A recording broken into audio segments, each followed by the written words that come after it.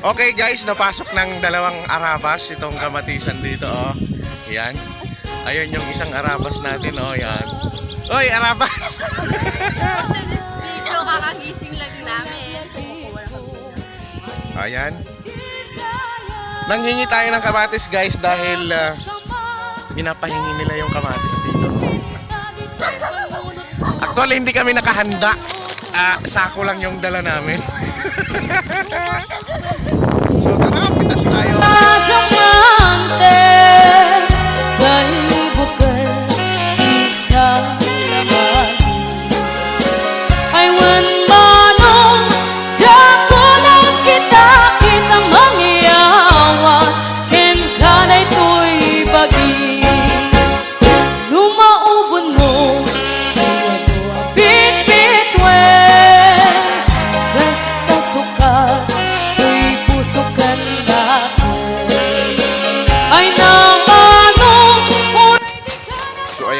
Ganito dito tuwing malapit na sila papalitan tong mga puno ng kamatis.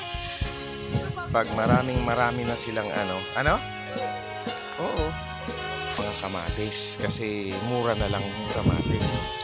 At papalitan na rin nila tong mga nakatanim dito kasi lumang puno na.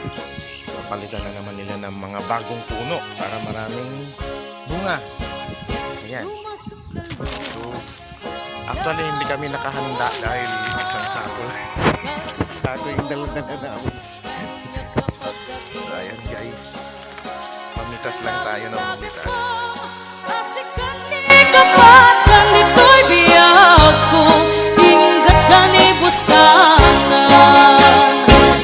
Bali yung kinukuha natin is yung hindi hinog para kasi pag hinog mabilis na siyang masira pag hinog, kaya yung kinukuha natin yung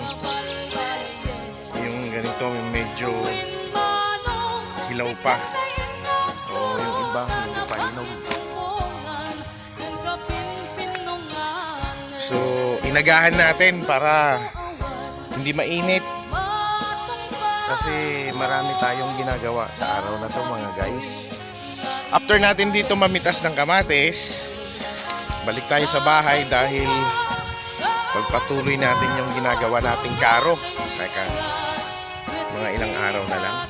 30 plus days pa bago mag Holy Week. Ayan.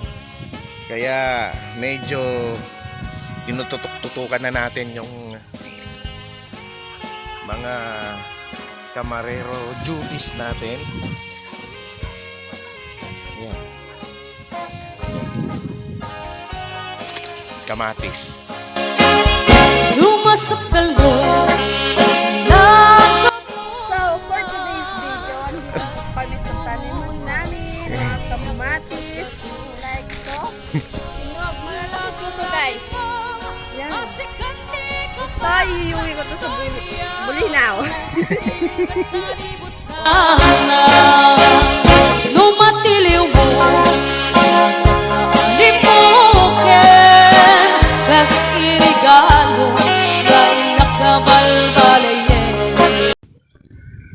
At maraming salamat po sa panonood ng Lipad Vlog TV.